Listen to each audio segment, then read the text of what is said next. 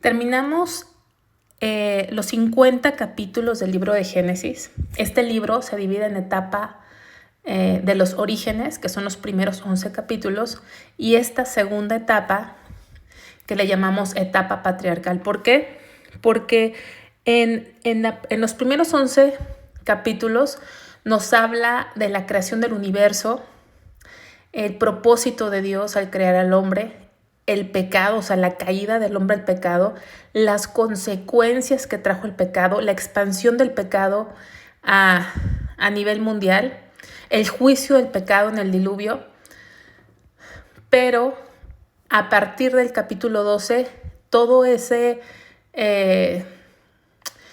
trato de Dios a nivel global o universal se reduce a un trato con una familia, específicamente empezando con un hombre llamado Abraham. A partir de ahí entendemos que ese Dios todopoderoso que creó el infinito universo y todas las cosas es un Dios personal, es un Dios que se revela. Entonces enfoca la palabra de Dios a partir del capítulo 12 a este hombre que se llama Abraham, y le llamamos patriarcal porque el gobierno residía en el padre de la familia, pero no solamente de la familia próxima, sino de la familia extendida. Es decir, vemos que Abraham era la cabeza no solamente de su esposa e hijos, pero de sus nietos y sus descendientes. Entonces, así lo vemos con Isaac, con Jacob, con José. Se extendía ese liderazgo a sus descendientes, a sus tribus. Entonces, le llamamos etapa patriarcal. En Génesis, los primeros 11 capítulos de Génesis, habíamos comentado que ocupan un periodo de 2000 años. Estos 39 capítulos, del 12 al 50, ocupan un tiempo aproximado de 350 años. O sea, esos capítulos que vimos del 2 al 50 fue un transcurso de 350 años. Vimos que empezó diciendo: pero Jehová había dicho a Abraham: vete de tu tierra y de tu parentela y de la casa de tu padre a la tierra que te mostraré, y haré de ti una nación grande, y te bendeciré, y engrandeceré tu nombre, y serás bendición. Bendeciré a los que te bendijeren, a los que te maldijeren maldeciré, y serán benditas en ti todas las familias de la tierra. Esta promesa que vemos aquí, esta declaración, es una declaración que hace eco con la bendición que Dios dio, la primera bendición que Dios dio al hombre cuando fue creado.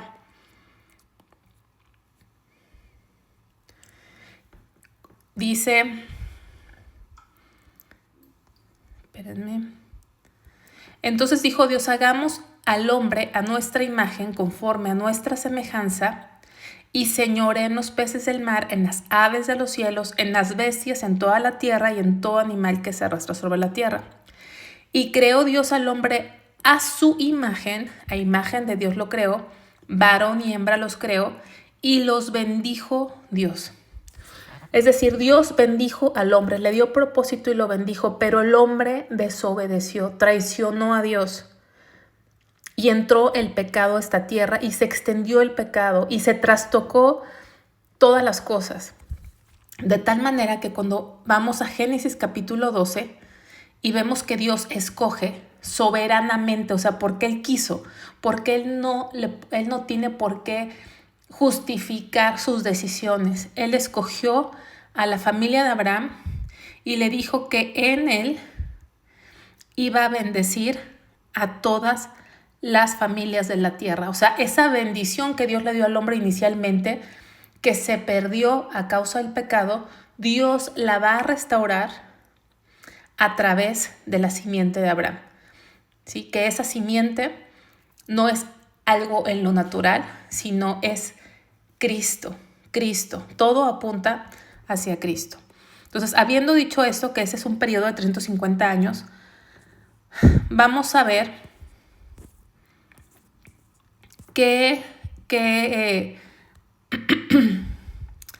lugares se cubren. ¿Qué lugares se cubren en este periodo? Más o menos qué ubicaciones geográficas, no las vamos a ver todas, pero para darnos una idea.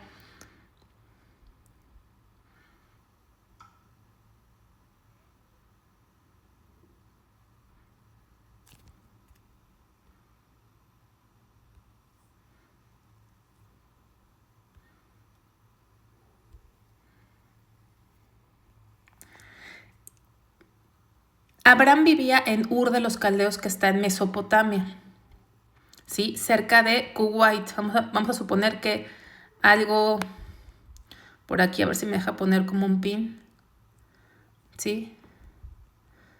Cerca al sur de Irak, eso era Mesopotamia. Y después se movió a un lugar que se llama Harán, que está como colindante entre Siria y Turquía. Ahí donde se ve el pin, más o menos. O sea, no es exacto, para que se den una idea. Y Dios le había dicho que fuera a Canaán.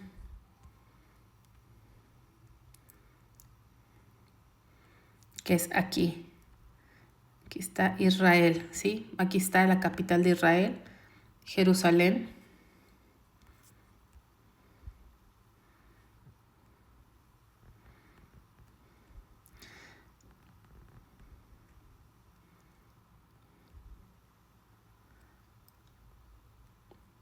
Aquí está Egipto.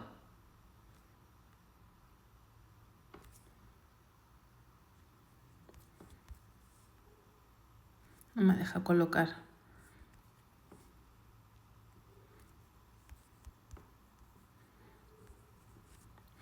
Bueno, ahí está Egipto, aquí está Israel.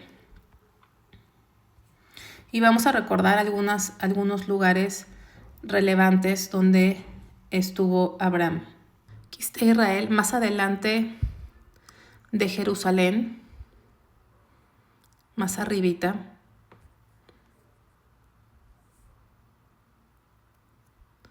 Por ahí donde puse el pin estaba más o menos Betel, que fue donde Abraham edificó un altar en Génesis capítulo 12, versículo 7 y Génesis 13, 4. Otro lugar importante es donde se encontró con Melquisedec en Génesis 14, que es el área de Jerusalén. Esa ciudad se llamaba o la llaman Salem, pero después vino a ser Jerusalén. Ahí se encontró con Melquisedec. Melquisedec era una teofanía, o sea, una aparición de Dios mismo. En esa misma área está el monte Moria, que es el monte del Calvario, donde fue crucificado nuestro Señor Jesús, en Jerusalén, el monte Moria. Ahí también fue donde su hijo Isaac iba a ser sacrificado en obediencia a Dios. La mayor parte de su vida adulta, Abraham vivió en Hebrón. Aquí está Hebrón.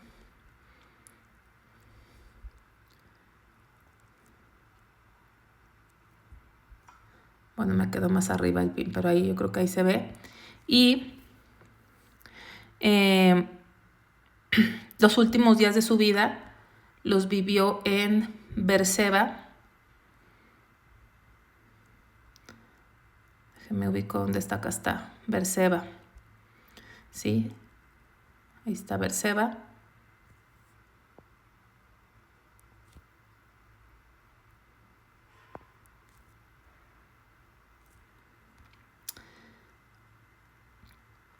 Y hacia abajo, como descendiendo, está Egipto. Ahí se ve el Cairo, capital de Egipto, que es donde descendió sin aprobación de Dios cuando vino hambre a la tierra. Ahora continuando, por ejemplo, con lugares importantes para Isaac. Está Tel Haror, así se llama actualmente. A ver si lo podemos... Este era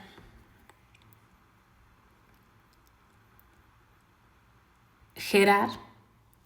Gerar fue ese lugar donde Isaac estuvo destapando pozos de agua, allí en Israel. Ahora se llama Tel Haror.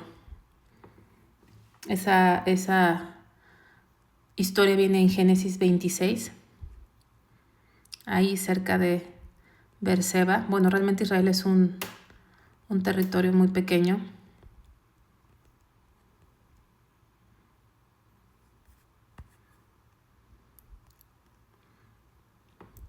Otro lugar importante, por ejemplo, para Jacob, fue Betel, donde tuvo esa visión, primera visión de Dios, o Dios se le reveló a través de un sueño donde veía una escalinata que subían y bajaban ángeles y Dios estaba encima, que está hablando de Jesús, fue en Betel. Betel está arriba de Belén. Vamos a ver si encontramos Belén.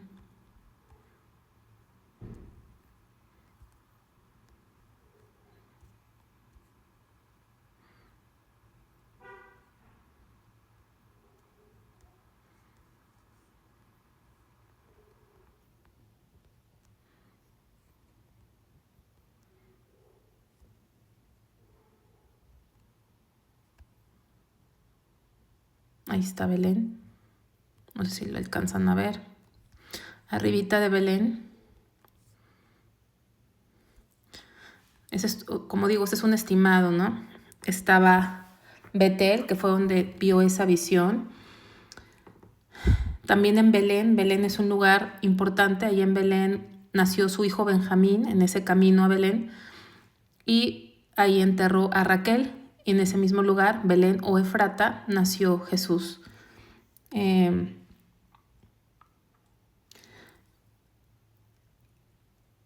Más al norte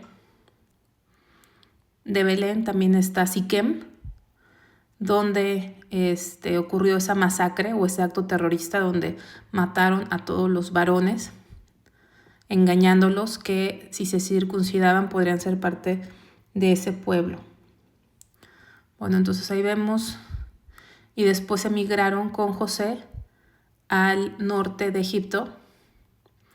No se sabe exactamente, fue a lo mejor como el noreste de Egipto, que vemos que está cerca del Mediterráneo, del mar Mediterráneo.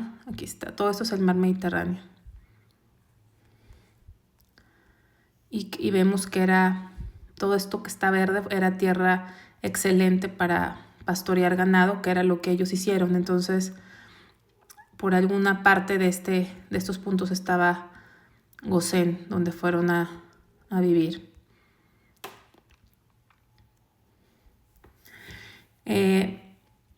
Continuando con lo que hemos aprendido de los patriarcas, continuando con esta historia, vemos cómo Dios aquí, la bendición que le dio a Abraham, está restaurando la bendición inicial que se perdió a causa del pecado. Y en los siguientes capítulos, vamos a ver el capítulo 14,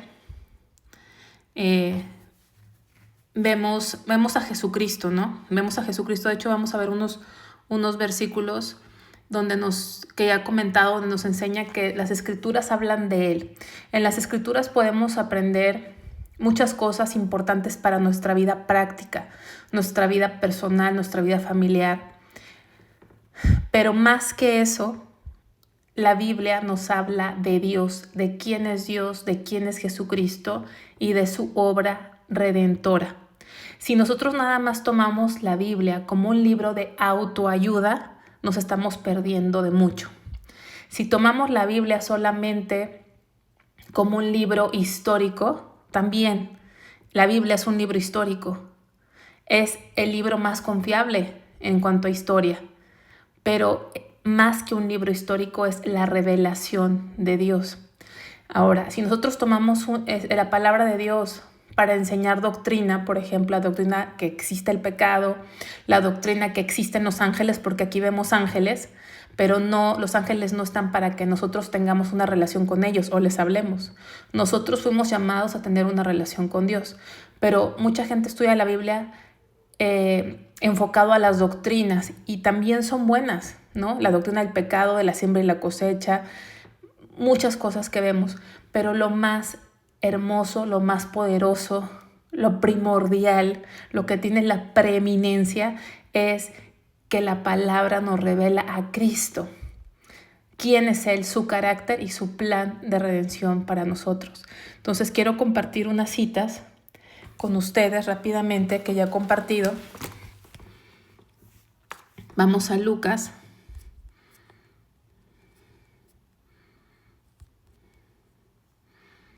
24:2.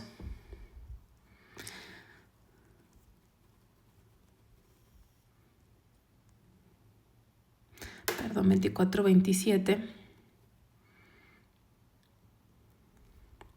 Y dice, y comenzando desde Moisés y siguiendo por todos los profetas, les declaraba en todas las escrituras lo que de él decían. Aquí está hablando Jesús, ¿sí? Está hablando Jesús resucitado con unos discípulos. Y aquí nos dice que comenzando desde Moisés. ¿Por qué dice comenzando desde Moisés?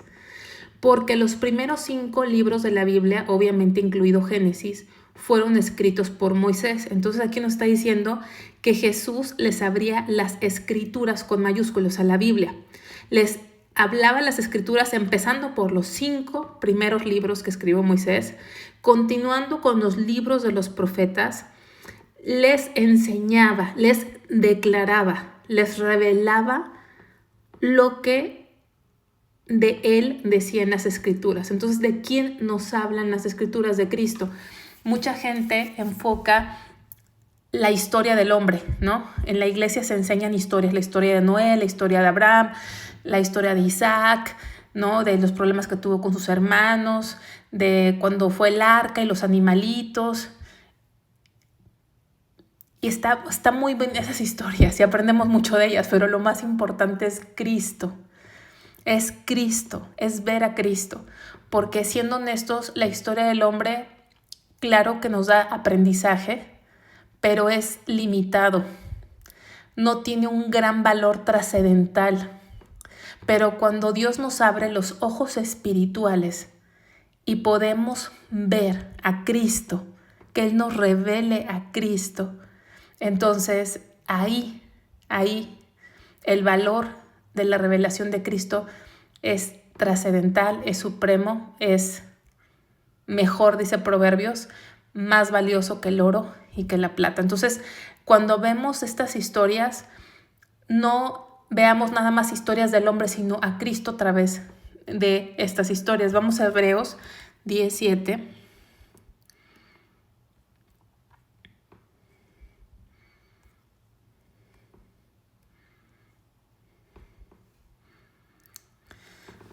Dice, entonces dije, este es Jesús, Cristo, este es Cristo hablando. Entonces dije, he aquí que vengo, Dios, para hacer tu voluntad como en el rollo. O sea, la Biblia inicialmente se escribía en rollos de papiro, de otros materiales. Hacer tu voluntad como en el rollo del libro está escrito de mí. Entonces, ¿de qué habla el rollo? O sea, ¿de qué habla la escritura? ¿De qué habla la Biblia? De Cristo. Vamos a Lucas 24.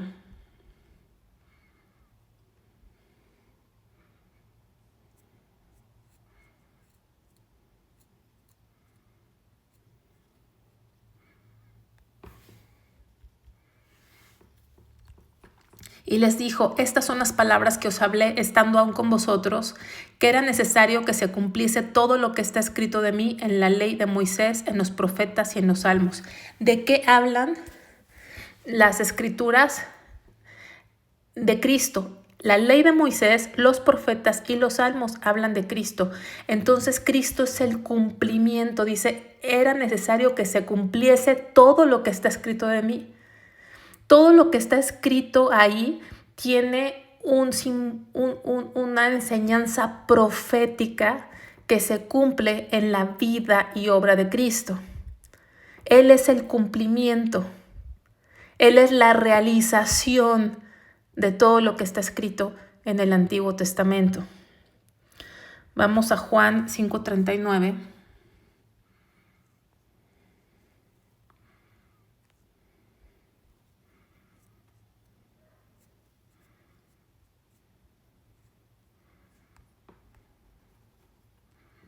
Escudriñar, ¿qué es lo que tenemos que hacer? No nada más leer, sino escudriñar, profundizar, estudiar las Escrituras, porque a vosotros os parece que en ellas tenéis la vida eterna, y ellas son las que dan testimonio de mí.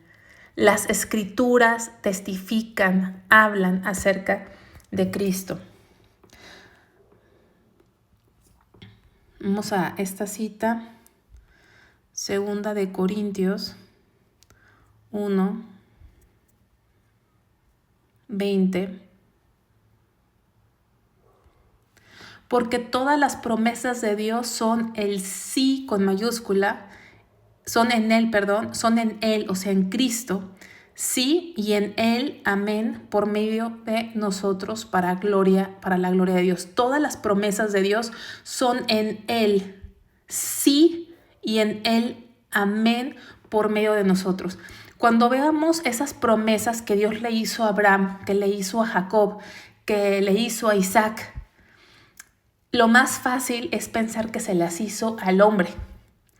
Pero aquí estamos entendiendo que todas las promesas en Cristo, ¿sí?, son el sí y en Él son el amén. O sea, en Él se cumplen, en Él se confirman, en Cristo. Entonces no fueron promesas para carne y sangre, para el hombre, sino fueron promesas para Cristo. En Él se cumplen esas promesas. Todo es de Él y para Él. Romanos 11.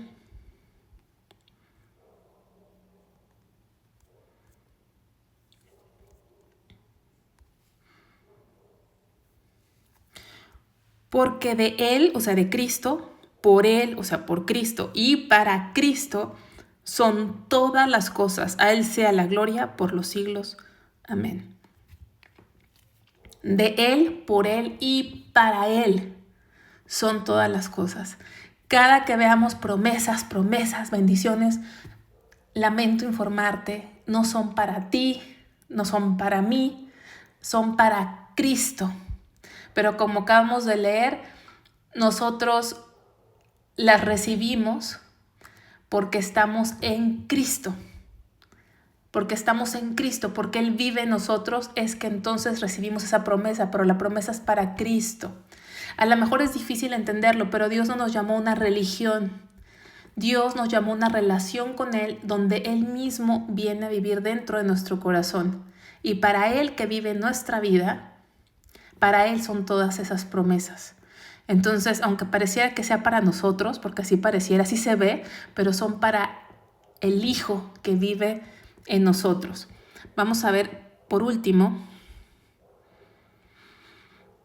Hebreos 13.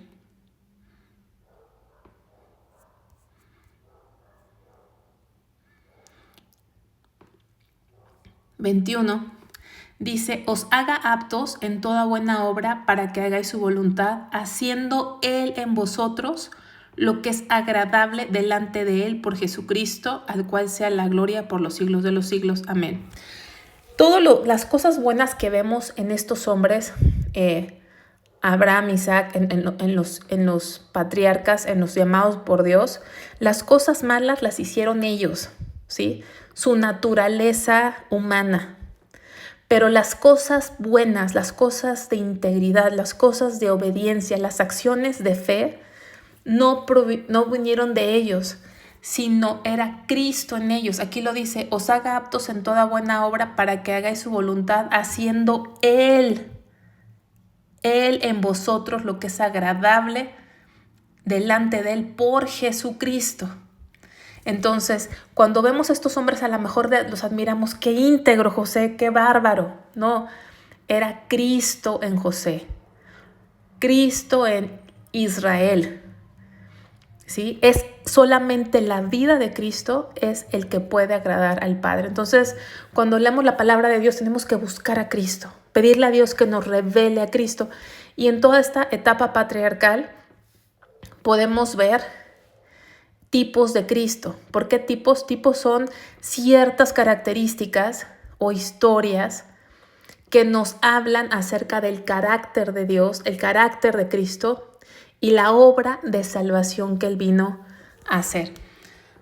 Vamos a ver unos ejemplos rápidamente a recordar. No quiero tardarme mucho, pero vamos a ver, por ejemplo, el 14. Son demasiados, ¿no? Pero vamos a ver, por ejemplo, el 14 nos habla de reyes, ¿no? Esa es la primera guerra que vemos en la historia, guerras que hay alianzas y se agarran, ahora sí que a pleito, reyes. Aquí habla del rey de Sodoma, el rey de Gomorra, el rey de Adma, el rey de Seboim, el rey de Bela, ¿sí? El rey de Elam.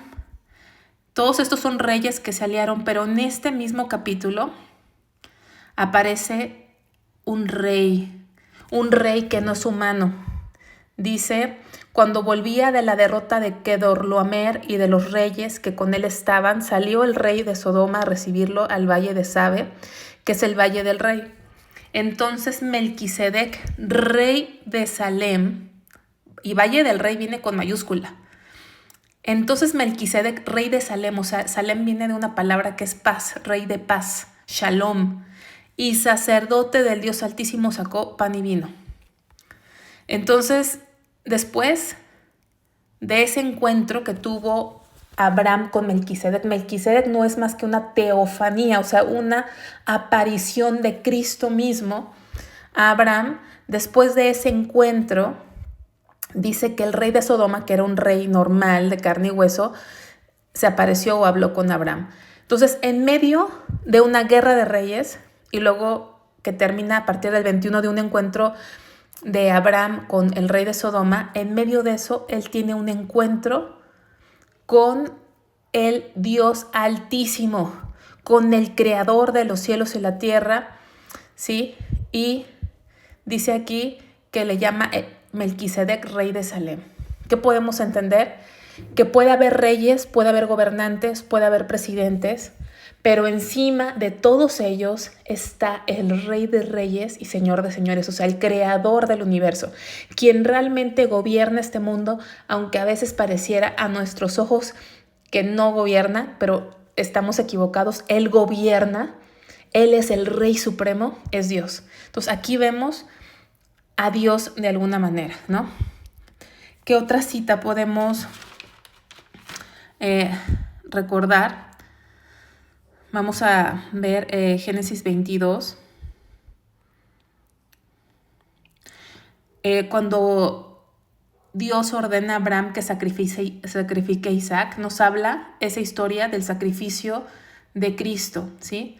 Porque Abraham iba a sacrificar a su único hijo, pero Dios proveyó un sustituto, ¿sí? Un sustituto, y eso fue lo que Dios hizo en la cruz. Nosotros merecíamos la muerte eterna, pero Dios mismo proveyó un sustituto, o sea, quien pagara la pena por nuestros pecados. Ahí estamos viendo a Cristo. En el capítulo 24, por ejemplo, Abraham busca esposa para Isaac, ¿sí? También es un ejemplo. ¿Por qué? Porque el Padre, desde antes de la fundación del mundo, quiso hacer al hombre y de esa humanidad escoger a un grupo de personas para que ese grupo de personas escogidas por él llegaran a ser la esposa de Cristo. Es algo bien difícil de entender en nuestra mente. Solamente Dios lo puede revelar, pero nosotros los que hemos puesto nuestra fe en Dios, fuimos escogidos para ser esposa del Cordero, o sea, de Cristo. Y esta mujer, Rebeca, dejó todo por ir a encontrarse y casarse con Isaac, a quien nunca había visto. Y nosotros nunca hemos visto al Dios invisible, pero cuando Él nos llama, algo sucede en nuestras vidas que para muchos es locura. Dejamos todo atrás por empezar un nuevo caminar con la fe y la esperanza de encontrarnos algún día delante de Dios y poder experimentar lo que está escrito en la Biblia, que hay unas bodas, dice el último libro de la Biblia, Apocalipsis, hay unas bodas preparadas donde ya nunca vamos a estar separados de Cristo. Entonces, cada capítulo habla mucho acerca de Cristo, ¿no? Aquí también entendimos por qué hay tantos problemas entre árabes y los israelíes. ¿Por qué? Porque Abraham tuvo un hijo con una egipcia. Ese hijo se llamó Ismael y la Biblia dice que iba a tener carácter fiero. Y vemos que muchos de ellos son terroristas y están siempre en pleito con Israel, que es la descendencia de Isaac. Y eso lo vemos desde aquí, ¿no? Muchas cosas que pudiésemos recordar. Cuando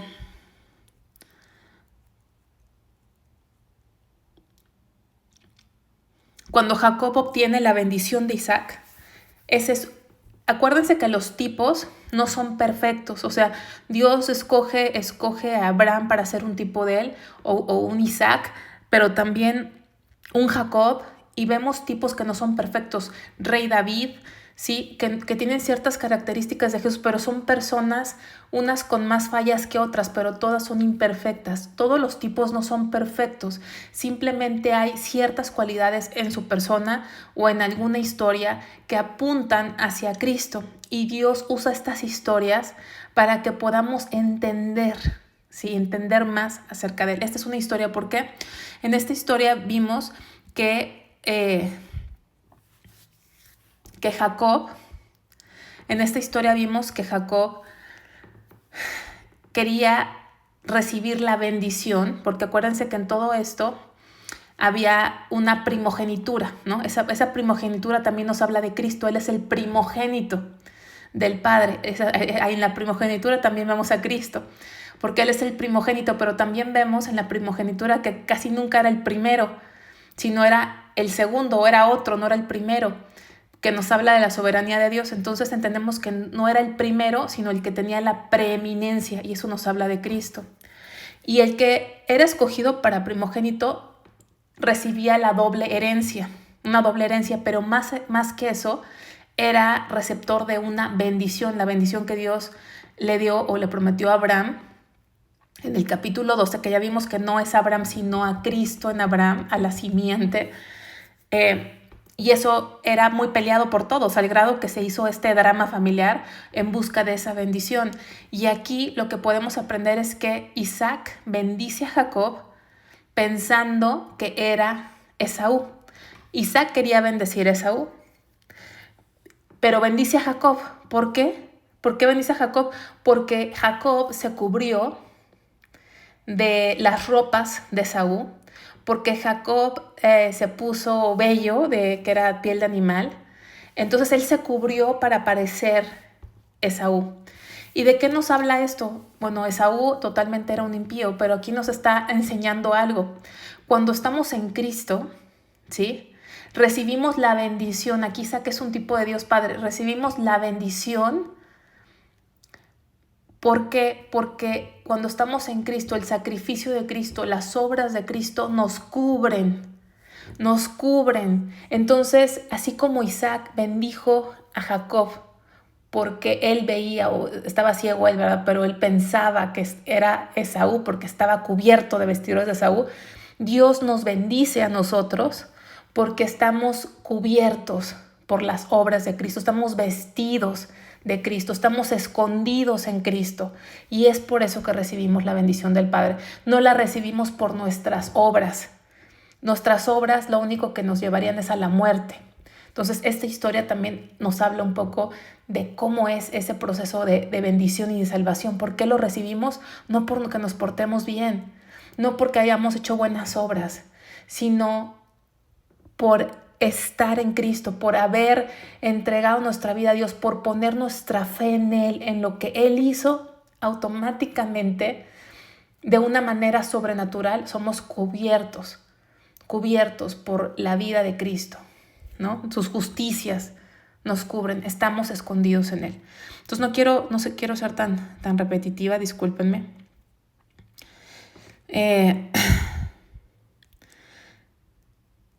Aquí cuando Dios se le aparece a Betel y ve esa escalinata es Cristo. Él es el único mediador entre Dios y los hombres.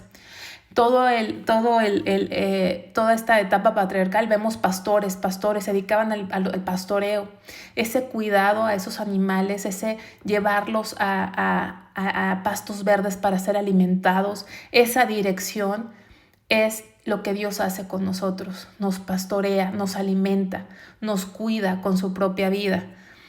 Hay demasiado, la verdad es que demasiado. Vamos a llegar a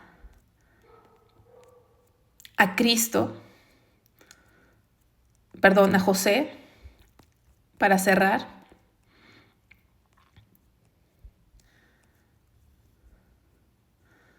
Que es un personaje que tiene más de 100 características que nos hablan acerca de Cristo. Entonces vamos a ir rápidamente a ver a José. Creo que con eso casi podemos terminar.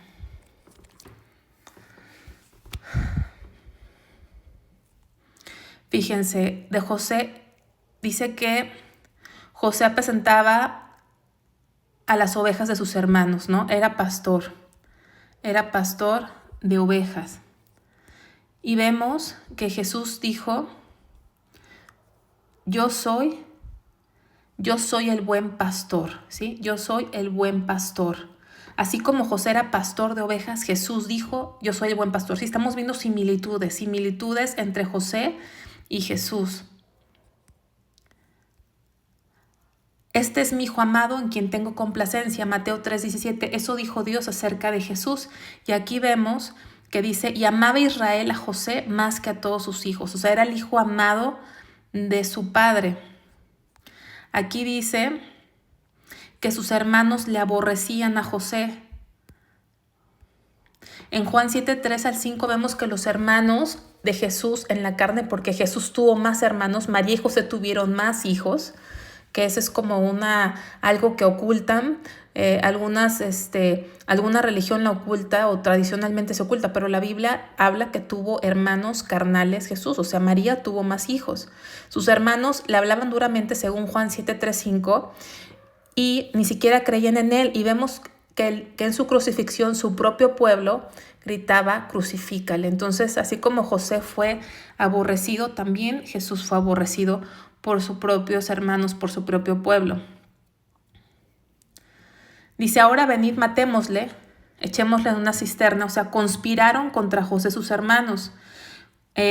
Contra Jesús también conspiraron.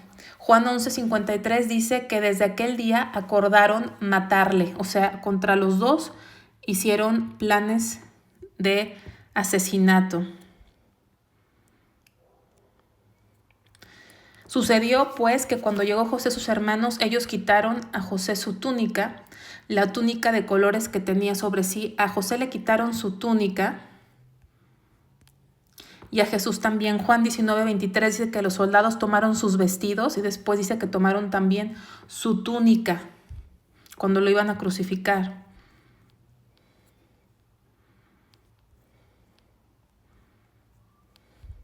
Luego el 28 dice que lo vendieron aquí a José, lo vendieron por 20 piezas de plata, era el costo de un esclavo. A Jesús también lo vendió Judas por 20 piezas de plata.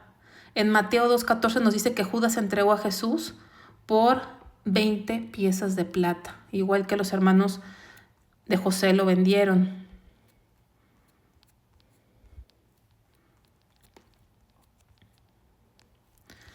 En Génesis 39 vemos que Jehová estaba con José.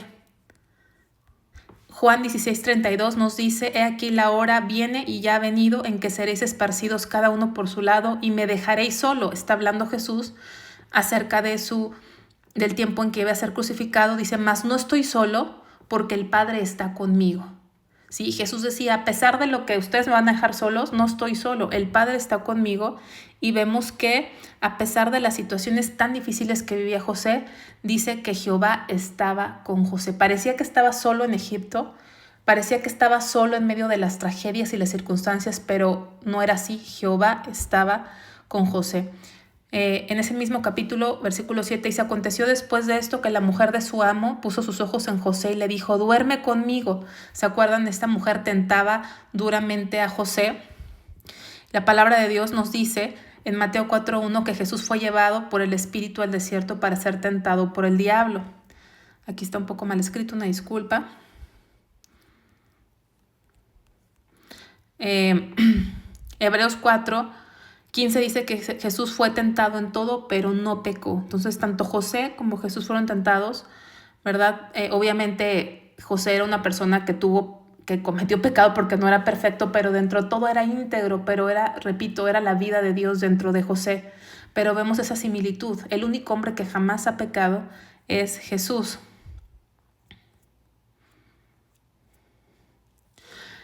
Luego esta mujer lo acusó falsamente. Jesús también fue acusado falsamente. En Mateo 26, 60 y 62 vemos que juntaron testigos falsos para acusar a Jesús y poder incriminarlo. Y también algo interesante es que ni José se defendió, ni tampoco Jesús se defendió.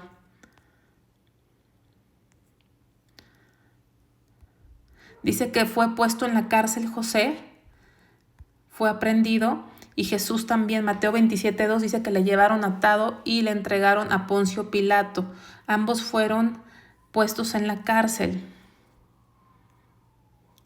Pero Jehová estaba con José y extendió su misericordia y le dio gracia en los ojos del jefe de la cárcel.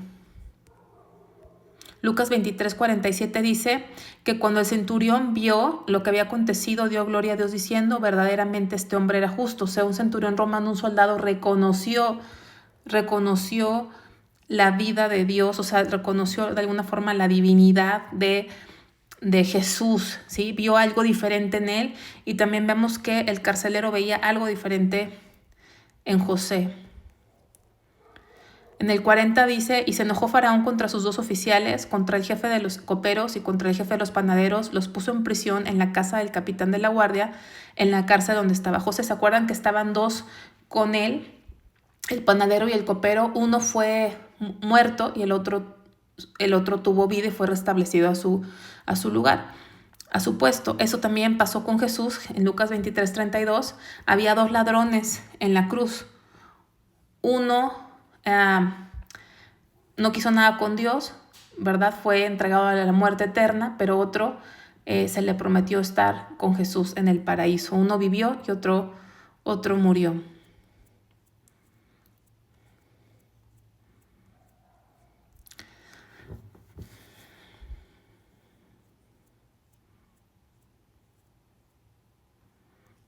Aquí en este versículo dice: dijo además Faraón a José: aquí que yo te he puesto sobre toda la tierra de Egipto. Entonces Faraón quitó su anillo de su mano y lo puso en la mano de José, lo hizo vestir de ropas de lino finísimo y puso un collar de oro en su cuello y lo hizo subir en su segundo carro, y pregonaron delante de él doblar la rodilla, y lo puso sobre toda la tierra de Egipto. Filipenses 2, del 9 al 11 nos habla que Jesús fue exaltado hasta lo sumo. Jesús fue humillado, ¿sí? Tuvo un tiempo de humillación, fue crucificado, nuestro pecado fue echado sobre él, pero después Dios le exaltó a lo sumo, lo puso sobre todas las cosas. Y aquí vemos que José, después de estar en la cárcel, fue promovido en el reino de Egipto, y dice que decían doblar rodilla, se pregonaba doblar rodilla, y dice la palabra de Dios que todos doblaremos, toda la tierra, todo el mundo va a doblar rodilla delante de Cristo. Y lo llamó Faraón el nombre de José Safnat Panea, y le dio por mujer a Asenat, hija de Potifera, sacerdote de On. Se casó con alguien que no era de su pueblo, José. Efesios 3, 1 al 12 nos explica que nosotros, o sea, los gentiles, en la Biblia los gentiles se entiende que son todos aquellos que no son judíos, que no nacieron en Israel, ¿no? Nosotros somos gentiles, ¿por qué? Porque no somos nacidos en Israel, no somos ese pueblo que Dios había escogido, que Dios escogió, pero nosotros también fuimos llamados a ser pueblo de Dios. También fuimos llamados a ser la iglesia de Cristo y la esposa del Cordero. Entonces, ¿en qué se parece? Pues que así como José tuvo una esposa que no era de su pueblo, nosotros no éramos de ese pueblo escogido, pero Dios nos ha acercado a su familia y nos ha llamado para ser la esposa del Cordero.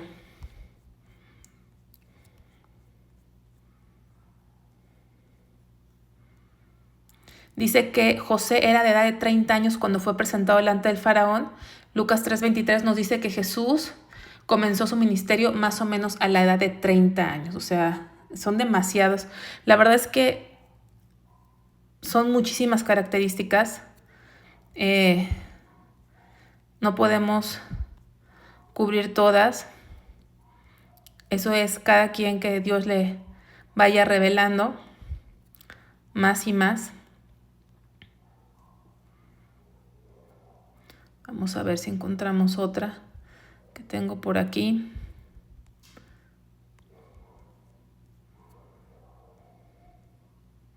Aquí, por ejemplo, no es José, pero Judá intercede por Benjamín. Esa intercesión también nos habla de Cristo como nuestro intercesor. Aquí dice, entonces dijo José a sus hermanos, acercaos ahora a mí. Ellos se acercaron y él dijo, yo soy José vuestro hermano, el que vendisteis a Egipto. Lucas 23:34, Jesús dijo cuando fue crucificado, Padre, perdónalos porque no saben lo que hacen. O sea, como José perdonó a sus hermanos, Jesús también nos perdona. Y nos perdona a todos y a aquellos también que le llevaron a la cruz físicamente, porque todos tuvimos la culpa realmente. Por nuestra culpa Él fue a morir por nosotros, pero Él nos perdona. Y luego el 5 dice, ahora pues no os entristezcáis ni os pese de haberme vendido acá, porque para preservación de vida me envió Dios delante de vosotros. Mateo 1:21 dice, llamará su nombre Jesús, porque Él salvará a su pueblo de sus pecados. Aquí José le está explicando a sus hermanos que no estén tristes porque lo vendieron, porque fue a través de que fue a Egipto, que pudo salvarlos, porque si no todos hubieran muerto de hambre.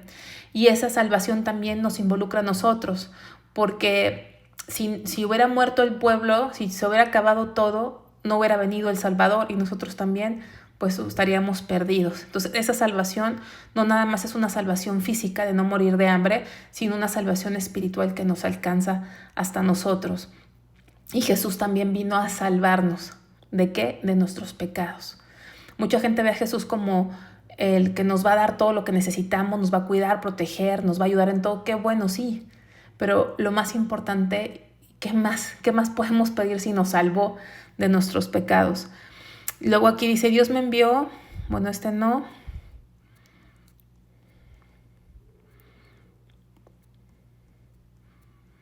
Creo que hasta ahí hay a lo mejor muchas más cosas, ¿no? Pero vemos a Jesús en la vida de José de una manera muy especial, muy preciosa. También en esta parte, así como en Génesis, el primer versículo de Génesis, en el principio Dios creó el cielo y la tierra. Ese Dios en hebreo es Elohim, que significa Dios fuerte. A partir del capítulo 12 se nos revelan varios nombres de Dios. ¿Por qué Dios tiene varios nombres? ¿Qué significa que Dios nos dé nombres de Él? Esos nombres nos hablan de su carácter. Por eso en la Biblia los nombres son importantes, porque nos revela algo relacionado al carácter de una persona. Entonces, al momento en que Dios nos da sus nombres, está dando a conocer a nosotros quién es. Vamos a ver rápidamente Génesis 14.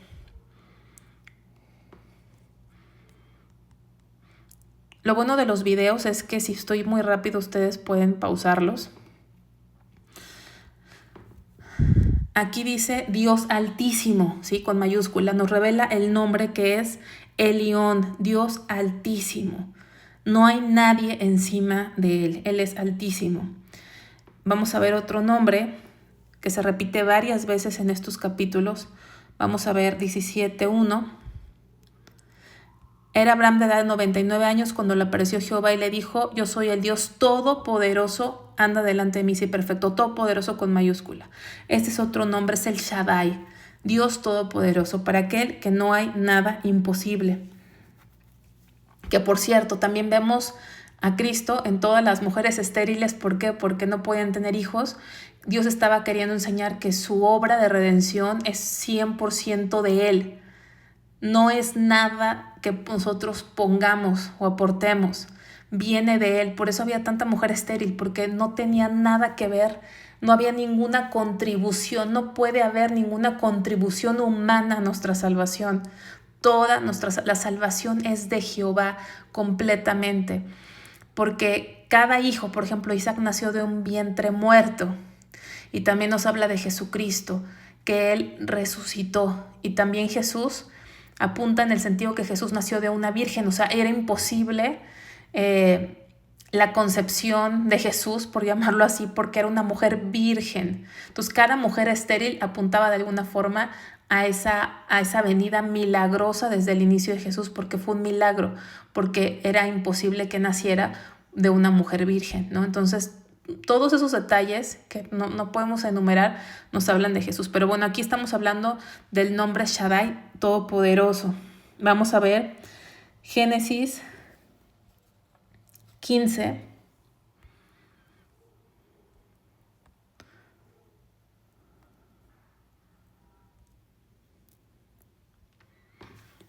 Y respondió Abraham: Señor Jehová, ¿qué me dará siendo así que ando sin hijo? Este Señor Jehová, o sea, este Señor, que nosotros lo vemos así en español, pero en el original hebreo es Adonai, ¿sí? Adonai quiere decir dueño, dueño, amo, o sea, habla también de alguna forma de la soberanía de Dios, o sea, Él es dueño, Él puede hacer lo que Él quiera.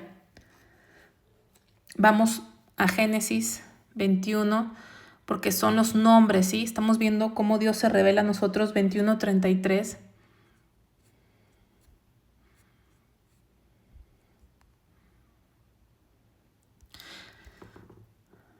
Y se plantó Abraham un árbol tamarisco en Berseba e invocó allí el nombre de Jehová, Dios eterno. Dios eterno es el Olam, O-L-A-M de mamá. El separado Olam, Dios eterno. Dios eterno. En Génesis 22:14 vemos el nombre de: y llamó Abraham el nombre de aquel lugar Jehová proveerá. Por tanto se dice hoy: en el monte Jehová será provisto, Jehová Jireh. Pero no es una provisión material como muchos. Jehová me proveerá, Jehová. Fue una provisión de que Él proveyó Cordero para nuestra salvación. Él proveyó quien tomara nuestro lugar en la cruz del Calvario. Él proveyó el sacrificio que necesitábamos para poder obtener el perdón de pecados. Entonces, con esto terminamos esta etapa patriarcal. Quiero mencionar rápidamente, en esta etapa patriarcal vemos que el hijo primogénito, que ya repetimos, no era nunca el primero, sino era otro, porque Dios es soberano y escoge a quien Él quiere. Y también nos habla de que no somos salvos en Adán, sino en el segundo Adán, que es Cristo, el que tiene la preeminencia. Pero vemos esa sucesión, ¿no? Abraham, luego Isaac, luego Jacob. Pero cuando fue Jacob, en la bendición que le dio aquí a los hijos de José en el capítulo 48, generalmente el primogénito era el que recibía una doble porción. Quiere decir que si Jacob tenía 12 hijos, sus bienes se dividían entre 13, aunque tenía 12 hijos, se dividían entre 13 partes para que al primogénito le tocara 2. Pero en este caso, cuando Jacob adopta en este capítulo a los 2 hijos de José, la herencia se dividía entre 13. Entonces ya nadie recibió una doble porción, por decirlo así. Todo esto apunta, obviamente, que el heredero de todas las cosas, el que merece todo, es Cristo. En todo esto vemos a Cristo, pero a medida que estudiamos más y más se va clarificando esto. A lo mejor ahorita es confuso, es complicado, pero tenemos que ser pacientes y sobre todo pedirle a Dios que nos revele más y más de Él. Pero entonces esa secuencia donde veíamos esa primogenitura y sobre todo, más que lo material, la búsqueda de esa bendición que es la salvación, porque habla del Salvador de Cristo, se transmitía de persona a persona, pero en este capítulo 48 vemos que ya no estaba en una persona, sino en las 12 tribus de Israel, en las 12 cabezas que después se convirtieron en las tribus de Israel. Entonces la promesa de bendición que Dios le dio a Adán, que se perdió por el pecado, Dios la restauró en Abraham y se fue pasando de generación en generación, en este capítulo deja de estar en una persona y esa bendición está sobre las 12 tribus de Israel que formarán la nación de Israel. Dios escogió a la nación de Israel para hacer bendición. Pero más adelante, cientos de años después en la historia, vemos que se reduce, ¿sí? Se reduce otra vez, se reduce a un remanente, porque de esas 12 tribus, cuando leemos más adelante la Biblia, 10 se pierden y queda un remanente, el remanente de Judá, ¿sí? Es donde queda esa bendición, pero todavía se estrecha más hasta estrecharse al grado de estar en una sola persona. ¿En quién? En Jesús, cuando vino a esta tierra. En el Nuevo Testamento así lo vemos. Pero a partir de Jesús, de su muerte y resurrección, viene esa promesa de bendición como en reversa, ¿sí? Vuelve a los judíos, se extiende a Israel y se extiende a todo el mundo como originalmente era el plan de Dios en Génesis capítulo 1. Por eso Dios le dijo a Abraham, bendeciré a todas las naciones. No sé si me puedo explicar. Empezó con Adán, se perdió por el pecado, Dios escogió a Abraham, luego a Isaac, luego a Jacob, luego esa bendición cae sobre toda la nación de Israel, luego se estrecha un remanente, el remanente de Judá, luego se estrecha aún más en Cristo y después de Cristo va en reversa, se abre otra vez para Judá, para Israel y para todas las naciones, para todo el mundo, y nosotros obviamente estamos incluidos en esa bendición porque hemos puesto nuestra fe en la promesa de que Dios enviaría un Salvador. Entonces nosotros alcanzamos esa bendición que Dios le dio a Abraham en el capítulo 12. Entonces ahí terminamos y obviamente el último versículo de Génesis 5, capítulo 50, dice, y murió José a la edad de 110 años y lo embalsamaron y fue puesto en un ataúd. Termina el libro de Génesis en un ataúd, termina en muerte, pero Dios prometió dar vida. Entonces vamos a seguir la historia, ¿sí? Vamos a seguir qué sigue, porque no puede terminar en un ataúd, porque Dios prometió librarnos de la muerte. Entonces vamos a ver qué sigue en esta historia de redención.